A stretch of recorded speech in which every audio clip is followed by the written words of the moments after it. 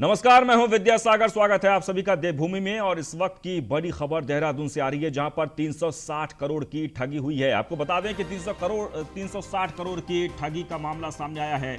उत्तराखंड में 2, बेंगलुरु में 1 केस दर्ज किया गया। इस मामले में बेंगलुरु पुलिस ने 6 लोगों को गिरफ्तार किया है, जबकि दिल्ली पुलिस ने 5 लोगों को गिरफ्तार किया है। ऐप पर 15 दिन में डबल पैसों का देते थे लालच। 50 लाख लोगों को बना चुके थे शिकार। पैसा क्रिप्टो करेंसी में बदलकर विदेश भी भेजा गया। और इस बीच लगातार इस मामले की तफ्तीश की जा रही है और गिरफ्तारियों का दौर भी शुरू हो गया है। तो देहरादून से खबर है, जहां पर 360 करोड़ की ठगी का मामला सामने आया है। उत्तराखंड में 2, बेंगलुरु में 1 केस दर्ज किया गया है, जबकि बेंगलुरु पुलिस ने 6 लोगों को इस मामले में अब तक गिरफ्तार किया है, जबकि दिल्ली पुलिस ने 5 लोगों को गिरफ्तार किया। आगे बढ़ते हैं। उत्तराखंड कैबिनेट में 14 प्रस्तावों पर आज मोहर लगी है। वात्सल्य योजना को मिली औपचारिक मंजूरी। वहीं शिल्पकार प्रोत्साहन योजना 5 साल के लिए बढ़ी। पर्यटन व्यवसायियों को मिलेगी आर्थिक मदद। राज्य भर में लागू होगी नैनो उद्यम योजना। उत्तराखंड सहकारी विनियम नियमावली 2018 को भी मंजूरी दी गई है। तो आज उत्तराखंड सरकार की तरफ से कैबिनेट बैठक हुई और बैठक में 14 प्रस्तावों पर मुहर लगी है। वात्सल्य योजना को औपचारिक मंजूरी मिल गई है, जबकि शिल्पकार प्रोत्साहन योजना 5 साल के लिए बढ़ाई गई। पर्यटन व्यवसायियों को आर्थिक मदद मिलेगी। वहीं राज्य भर में लागू होगी नैनो उद्यम योजना। उत्तराखंड सहकारी विनियम नियमावली 2018 को भी मंजूरी दी गई है।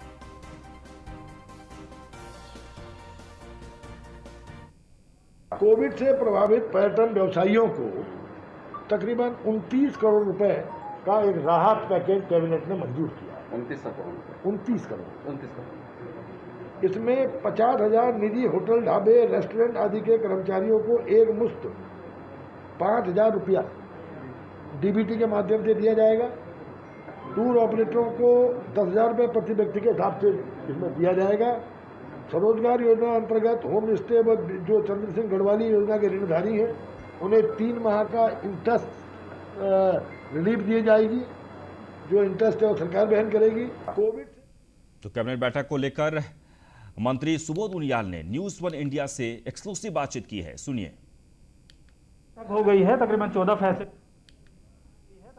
फैसले लिए गए। वात्सल्य योजना की मंजूरी मिल गई। सब किस तरह से मंजूरी मिली वात्सल्य योजना? देखिए, वात्सल्य योजना के लिए इस तरह किया गया कि जो बच्चे हैं जिनके माँ बाप कोविड-19 की महामारी में चले गए, कुछ बच्चे ऐसे हैं जिनकी पहले ही दोनों माँ बाप में एक पहले मरा था, दूसरे की अभी मृत्यु हो गई। कुछ ऐसे लोग हैं जिनमें माँ या बाप में एक चला गया जो कमाऊ था, और कुछ ऐसे भी लोग हैं जिनके माँ बाप पूर्व में मर चुके थे, लेकिन उनके पास कोई संरक्षक था, जिस संरक्षक उनकी जिम्मेदारी निभाता था, उनकी भी कोविड महामारी से मौत हो गई। तो ऐसे बच्चों को एक सामाजिक सुरक्षा कवच सरकार ने वात्सल्य योजना के नाम से देने का निर्णय लिया है, जिसमें ऐसे बच्चों को 21 साल की उम्र तक जो 3,000 महीना उनको दिया जाएगा। और ये योजना मार्च 2020 से लेके 31 मार्च 2022 तक प्रभावी रहेगी। इन बच्चों को जो हमारी राष्ट्रीय खाद्यान्न योजना है, उसके मानकों के हिसाब से निःशुल्क राशन दिया जाएगा। इन बच्चों को अटल आयुष्मान योजना, उसके तहत जो बाकी लोगों को जिससे हम स्वास्थ्य का एक प्रोटेक्शन देते हैं, उन बच्चों को भी इससे मिलेगा। और साथ ही साथ जितने हमारे सरकारी संस्थान हैं, शिक्षण संस्थान, उन सब में इनका निःशुल्क शिक्षा का प्राविधान किया रहेगा। इनके कोई शुल्क नहीं दिया जाएगा। साथ ही साथ सरकारी सेवाओं में 5% क्षैतिज आरक्षण का भी इनके प्राविधान किया गया। कैबिनेट ने 14 फैसले लिए हैं। इसमें पर्यटन व्यवसायियों को जो नुकसान हुआ है कोविड काल में, उनके लिए भी 29 करोड़ रुपए का राहत पैकेज दिया है। उसके अलग अलग स्लैब्स और अलग अलग शर्तें, नियम बनाए गए हैं। बहरहाल महत्वपूर्ण तौर पर अगर देखें तो वात्सल्य योजना को आज कैबिनेट ने मंजूरी दे दी है। और अनाथ हुए बच्चों को इस कोविड काल में तमाम तरह की जो सुरक्षा मुहैया होनी चाहिए थी, एक सामाजिक सुरक्षा और उनके भविष्य की सुरक्षा को देखते हुए वो फैसला लिया गया है। अपने सहयोगी फैजान के साथ में फहीम तन्हा, न्यूज़ 1 इंडिया, देहरादून। आगे बढ़ते हैं। मुख्यमंत्री तीरथ सिंह रावत ने राजीव गांधी नवोदय विद्यालय तपोवन, रायपुर, देहरादून से प्रदेश के शिक्षकों से वर्चुअली संवाद किया है। मुख्यमंत्री ने नीति आयोग द्वारा जारी सतत विकास लक्ष्य SDGs सूची में शिक्षा के क्षेत्र में उत्तराखंड को 4थी रैंकिंग प्राप्त होने पर शिक्षा विभाग के अधिकारियों एवं सभी शिक्षक शिक्षिकाओं को बधाई दी है। इस वर्चुअल संवाद में 500 स्कूलों से शिक्षक जुड़े थे।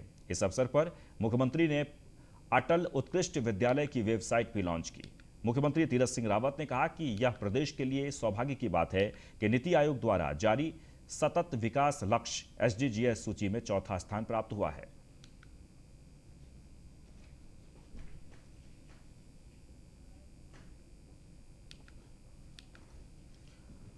आगे बढ़ते हैं। दिल्ली दौरे पर हैं पूर्व मुख्यमंत्री त्रिवेंद्र सिंह रावत। त्रिवेंद्र ने केंद्रीय रक्षा मंत्री राजनाथ सिंह से मुलाकात की। रामलाल से भी दिल्ली में मिले त्रिवेंद्र सिंह रावत। भाजपा के राष्ट्रीय अध्यक्ष JP नड्डा से भी मुलाकात की है। कोरोना और मिशन 2022 पर लंबी चर्चा हुई।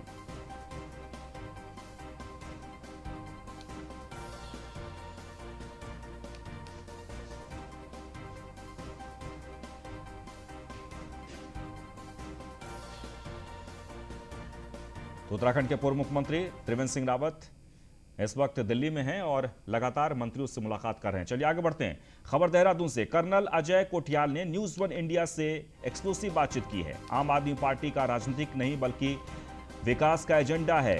कोठियाल दूर पर्वतीय क्षेत्र में स्वास्थ्य सेवाओं की कमी है, उन्होंने ये बातें कही। सब मिलकर पार्टी संगठन का काम करते हैं तो नेतृत्व अपने आप बन जाता है। आम आदमी पार्टी मिशन 2022 की तैयारी कर रही है। क्या कुछ कहा, सुनिए।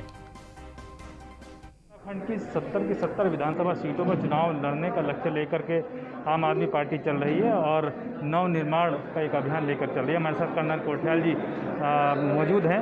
कोठियाल साहब, किस तरह से चुनाव में आगे जाने की तैयारी है और नेतृत्व को लेकर के क्या आपको जिम्मेदारी सौंप दी गई है? देखो, नवनिर्माण की एक जो प्रोसेस आम आदमी पार्टी ने बना रखी है उसमें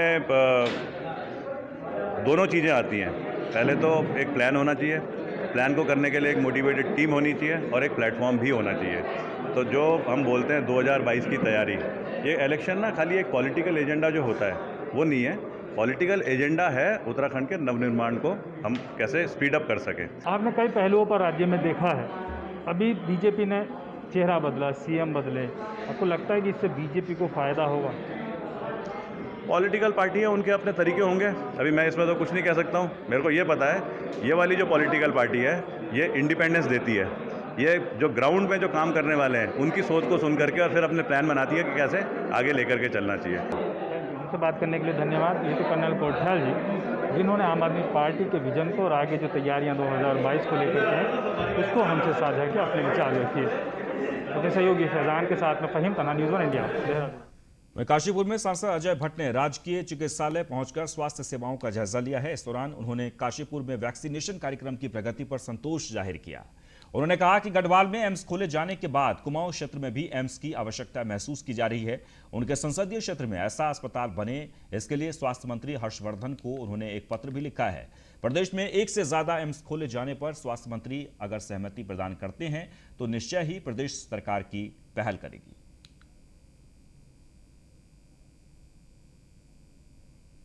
एम्स के लिए मैंने भी भारत के जो हमारे स्वास्थ्य मंत्री हैं माननीय हर्षवर्धन जी को पत्र लिखा है। अन्य लोगों ने भी, कई लोगों ने मुझसे कहा है। तो यदि एक राज्य में 2 एम्स बनने की नीति पर कुछ चेंज होता है, अभी तक तो प्रत्येक राज्य में एक ही एम्स बना है, चेंज होता है तो उसके लिए मैंने कहा है कि हमारे गढ़वाल रीजन में एक एम्स ऋषिकेश में है तो दूसरा एम्स हमको कुमाऊं रीजन में दे दिया जाए। और कुमाऊं रीजन में जो एम्स के डॉक्टर्स और उनके जितने भी यहाँ पर आने वाले लोग हैं या फिर भूवैज्ञानिक हैं, उनको जहाँ पर अच्छा लगता हो वो वहाँ पर आके अपना एम्स प्रारंभ करें।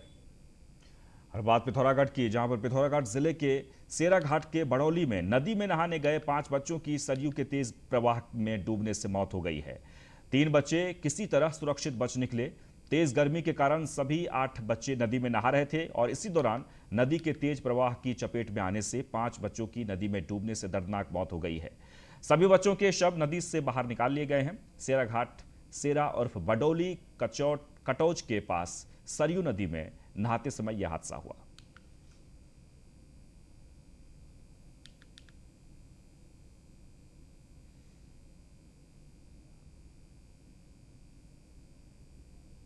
तस्वीरों में आप देख सकते हैं पिथौरागढ़ जिले के सेरा घाट के बड़ौली में नदी में नहाने गए 5 बच्चों की सरयू के तेज प्रवाह के कारण डूबने से मौत हो गई है। मौत के बाद से इलाके में सनसनी फैल गई है। फिलहाल सभी शव को बाहर निकाल लिया गया है। 8 बच्चे जो नदी में स्नान करने के लिए पहुंचे थे, 3 सुरक्षित बाहर निकल आए, लेकिन 5 की डूबने से मौत हो गई है। आगे बढ़ते हैं। उत्तराखंड में 43 दिन बाद आज से विधिवत तरीके से अनलॉक की प्रक्रिया शुरू हो गई है। सुबह 8 बजे से शाम 5 बजे तक सारे बाजार खुलेंगे। अनलॉक होने पर सबसे ज्यादा भीड़ शराब की दुकानों पर देखी जा रही है। सुबह 5 बजे से ही शराब के शौकीन बड़े सलीके से हाथों में झोला लेकर बाकायदा कतार में खड़े दिखाई दे रहे हैं। राजधानी के घंटाघर में शराब के ठेके पर इतनी भीड़ पहुंची कि पुलिस को व्यवस्था बनाने के लिए वहां पर आगे आना पड़ा। चौकी इंचार्ज धारा शिशुपाल सिंह राणा ने बताया कि मास्क और सोशल डिस्टेंसिंग को सुनिश्चित किया जा रहा है।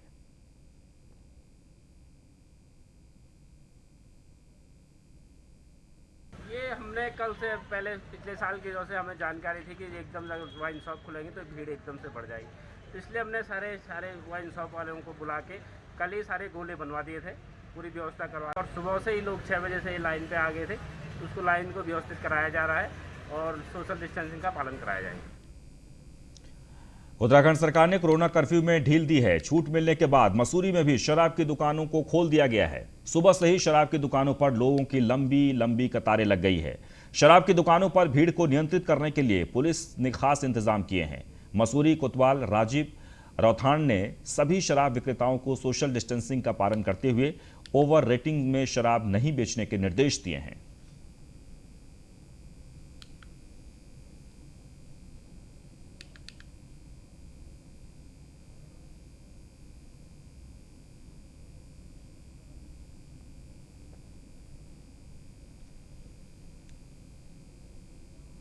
रुड़की में प्रसिद्ध दरगाह का प्रबंधक रिश्वत लेते गिरफ्तार हुआ है। 1.5 लाख रुपए की रिश्वत लेते हुए विजिलेंस ने गिरफ्तार किया है। सुपरवाइजर को बहाल करने के लिए मांगी थी 1.5 लाख रुपए की रिश्वत। विजिलेंस ने आरोपी प्रबंधक हारून से पूछताछ की।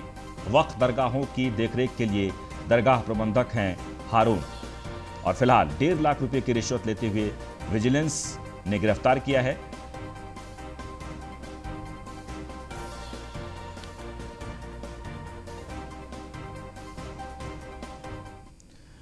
आगे बढ़ते हैं। कोरोना कर्फ्यू में ढील मिलने के बाद राजधानी देहरादून में भी बाजार को खोल दिया गया है। बाजार को सुबह 8 बजे से शाम 5 बजे तक खोलने के निर्देश दिए गए हैं। हालांकि सप्ताह में 3 दिन ही ये व्यवस्था लागू होगी।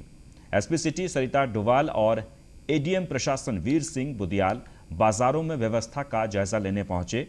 इस दौरान कोविड नियमों का पालन नहीं कराने पर चालान भी काटे गए।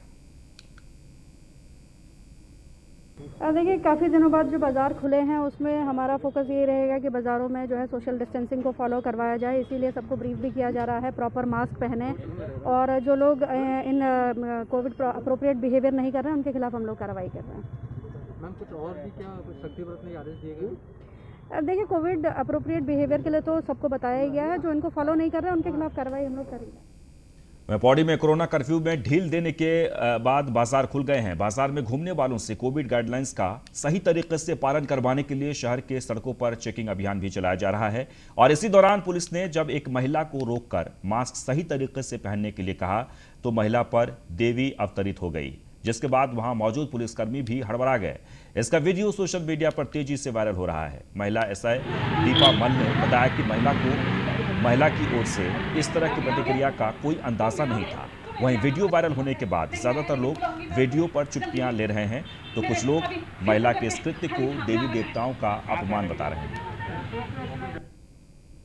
हमारे द्वारा जो डेली रूटीन चेकिंग होती है, जो मास्क सही तरीके से नहीं लगाते या फिर सोशल डिस्टेंसिंग का पालन जो नहीं करते उनके विरुद्ध चालान की कार्रवाई की जाती है। तो ये जो मैडम थी, स्कूटी पे ये लोग 2 सवार थे और इन्होंने सही तरीके से मास्क नहीं पहना था, तो उसके लिए इनको रोका गया था। और उसके बाद आप लोगों ने जो देखा, उनके ऊपर पता नहीं कुछ देवी या फिर जो भी था वो उनके ऊपर आया, और उसके बाद हमने उनको हिदायत दे के फिर जाने दिया था, चालान नहीं।